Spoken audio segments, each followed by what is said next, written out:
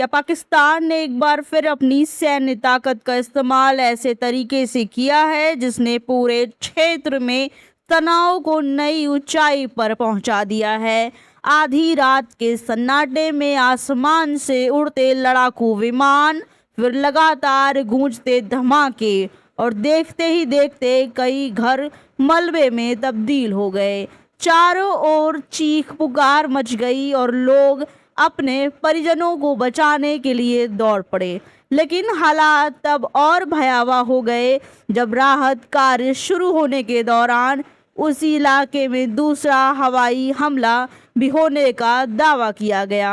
ये तस्वीरें अफगानिस्तान से सामने आई हैं, जहां पाकिस्तान द्वारा की गई एयर स्ट्राइक के बाद भारी तबाही की खबरें हैं। दावा किया जा रहा है कि इन हमलों में 35 से अधिक लोगों की मौत हुई है, जबकि 40 से ज़्यादा लोग घायल बताए जा रहे हैं। दरअसल पाकिस्तान और अफगानिस्तान के बीच तनाव एक बार फिर चरम पर पहुंच गया है। इसकी शुरुआत कराची में पाकिस्तान सिंध रेंजर्स के मुख्यालय पर हुए बड़े आतंकी हमले के बाद हुई। इस हमले में पाकिस्तानी सुरक्षा कर्मियों की मौत हुई, जिसके बाद पाकिस्तान ने जवाबी कार्रवाई के तहत अफगानिस्तान के सीमावर्ती इलाकों में हवाई हमले किए।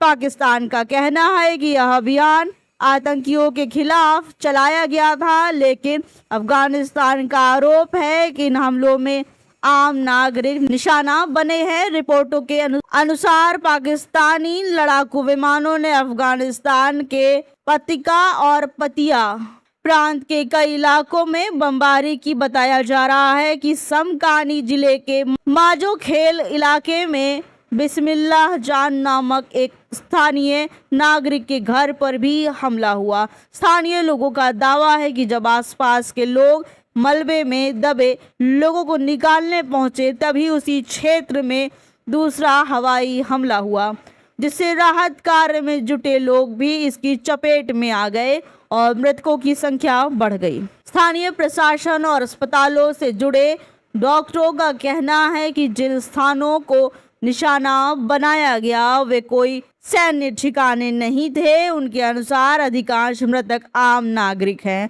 जिनमें महिलाएं और बच्चे भी शामिल बताए जा रहे हैं। हालांकि इन दावों की स्वतंत्र रूप से पुष्टि अभी नहीं हुई है। उधर पाकिस्तान का कहना है कि यह कार्रवाई कराची में हुए आतंकी हमले के जवाब में की गई। कराची में सिंध रेंजर्स के मुख्यालय पर आतंकियों ने एक वाहन से मुख्य गेट को टक्कर मारी, जिसके बाद भारी गोलाबारी हुई और विस्फोट हुआ। इस हमले में 3 पाकिस्तानी सुरक्षाकर्मी और 3 हमलावर मारे गए।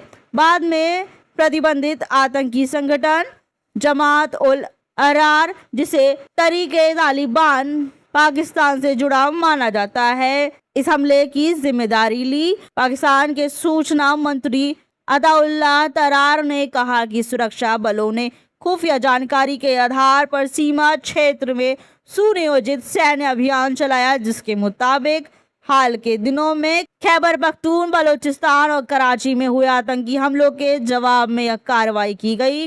वहीं अफगानिस्तान में पाकिस्तान की इस एयर स्ट्राइक की कड़ी आलोचना हो रही है।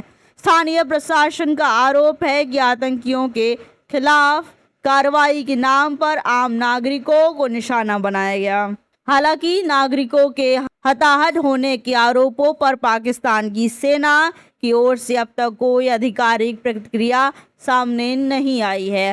फिलहाल इतना साफ है कि कराची में हुए आतंकी हमले के बाद पाकिस्तान ने सैन्य कार्रवाई का रास्ता चुना है, जिससे दोनों देशों के बीच डूरन लाइन पर तनाव और बढ़ गया है। अब पूरी दुनिया की नज़र इस बात पर टिकी है कि क्या यह टकराव यहीं थमेगा या फिर तालिबान सरकार पाकिस्तान की इस कार्रवाई का जवाब देगी।